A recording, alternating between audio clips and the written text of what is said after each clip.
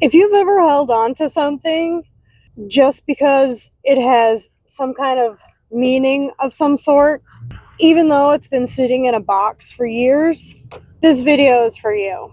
Welcome back. If you're new, my name is Jen. I'm glad you're here. In this video, I'm going to talk about decluttering sentimental items.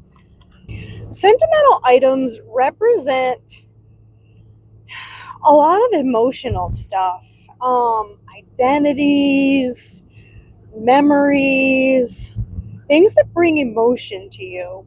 So decluttering sentimental items is a proceed with grace kind of a thing. Decluttering sentimental items is not the place you want to start if you are starting decluttering.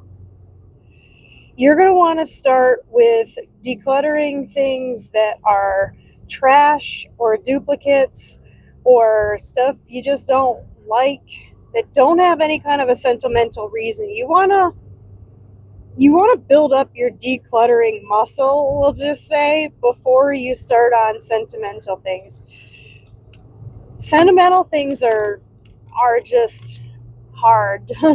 You want to be able to build momentum with decluttering smaller, non-sentimental things first.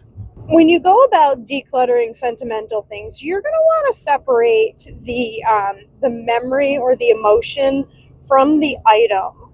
Ask yourself, do I love the item or do I love the memory? And another question you can ask yourself is, would a picture of the item suffice? Keep the item as a digital picture instead of a physical object.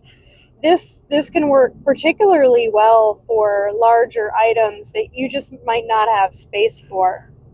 Another thing that you can set up for yourself or for other people is a memory bin where you can put in items that have memories and sentimental value with them. You can figure out what kind of a space you're going to use and contain them in this box. And when the box gets full, then you know it's time to take something else out before you put something else in. Memory bins are great because you can use them for different types of occasions, I guess we could call it. You can use a memory bin for your kids or for specific seasons of your life.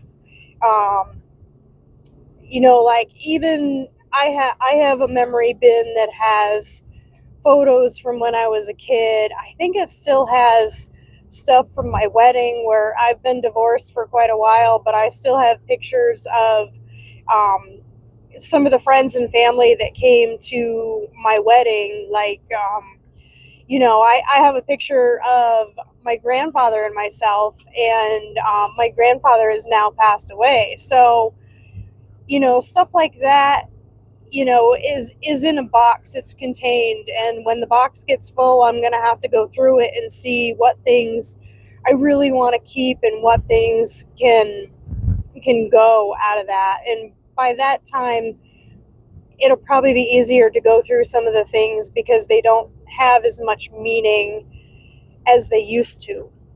Another tip for decluttering sentimental things is to keep the best thing, not the most things. So if you have a bunch of duplicate things that are sentimental, keep only one of them. Don't keep all of them, and keep only the items that bring you joy. Another tip is to get rid of items that are associated with guilt, such as gifts that you never really liked but you held on to because you would feel guilty if someone noticed that you didn't have that gift hanging around. Things that are attached to the past that really don't mean anything to you, but you keep it around just in case somebody comes in your house that gave you that item and they would know. I mean, if they don't come in your house very often, honestly, are they going to know that you've thrown out or given away the item that they gave you? Probably not. Another tip is to use a time will tell bin. The time will tell bin is pretty much just a bin that you put stuff in that you're unsure of, and you write a date on it, 30 days, 90 days, a year, however long you feel is necessary for the bin. And then you go back to that bin at that specific time and look at the things. Sometimes you might not even need to go to the bin to see what's in it. You might just either throw it away or donate. Because if you haven't opened the bin in the amount of time that you've allotted, you're probably not going to ever really want that item or even look at that item. The next tip is what is called the display test. Would you display this item? That is what you would ask yourself. If the answer is yes, then display the item and keep it. If the answer is no, toss it. Another thing to remember when you are decluttering sentimental things and anything in general is that there's a monetary cost. There's a cost for clutter. There's a cost for storage if you can't have all the items in your house. There's a cost with buying repeat items if you can't find items because there's too much clutter. There's a cost as far as stress. Stress leads to emotional spending. Remember, there is a cost in clutter. There are some things you want to avoid when you're decluttering sentimental items. One of the things you want to avoid is to declutter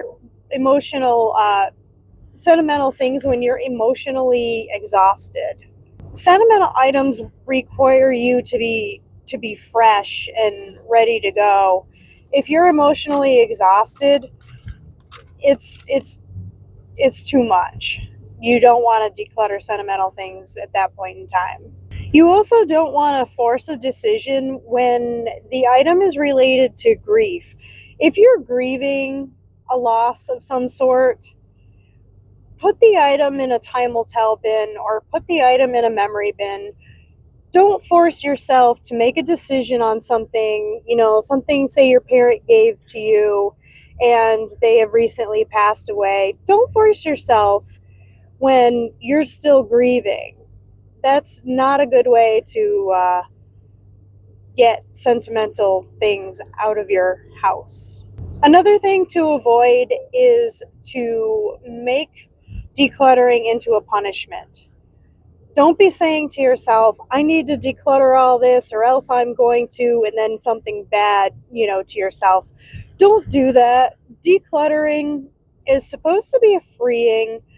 It's supposed to be, when you're done decluttering, it's supposed to be calming. It's not supposed to cause you emotional stress because if you don't do it, you're going to punish yourself. The last thing you want to avoid while decluttering sentimental items is to compare your pace to other people's pace.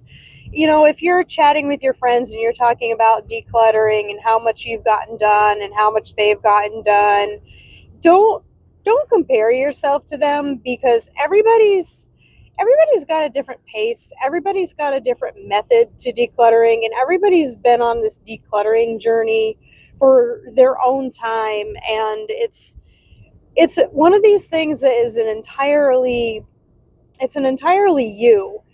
It's your life, it's your sentimental items, and you go at your pace. Don't be pushed into trying to declutter faster because that'll be feeling like a punishment also. One of the things to remember when decluttering is that you don't have to erase the past to make room for your future. There are options, like as I had mentioned, taking a picture of the object, putting the most precious things in a memory bin. If it's something that you feel like you could display, then display that item. You don't have to erase the past to leave room for more things in the future. And you've also got to remember that these memories live in you. These memories aren't in the actual item. They're in you. the item is just something that triggers the memory. The memory is inside you.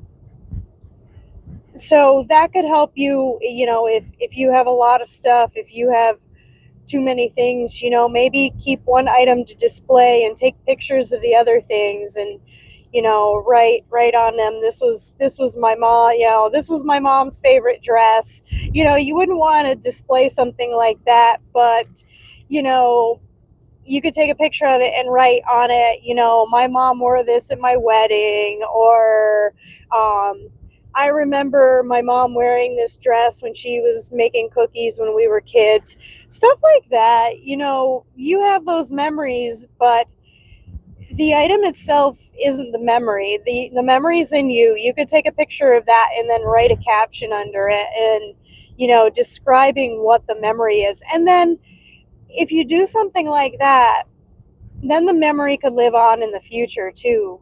The memory could live on to, say, your kids, if they see the picture and they say, oh, grandma used to wear this dress when she was doing this, or stuff like that. The memory, you'll remember the memories if you take note of them and put them under a caption of a picture. I think that is an awesome way to preserve what you have as a memory, and then you don't have to keep the physical item around. So just remember, if you are decluttering sentimental items, to start small. Start small, start slow, go at your own pace. It's not a marathon, or it's not a sprint. It's not a sprint, it's a marathon. This is something that doesn't have to be done at such a large pace. I understand that if you have to clean out your mom's home, and you have to get the house cleaned out, otherwise you're going to have to rent a storage unit or something like that. Maybe start slow, and if you have to, rent month by month or something along those lines, and then make it a point to go through things, but do it slowly. Get yourself to a point where you're not spending a ton of money to store items. Make that as minimal as possible. Let me know if you guys have ideas of how to declutter sentimental items. What are you guys doing, and what are your tips?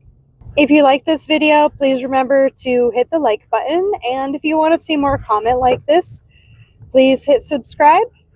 I will see you in the next one.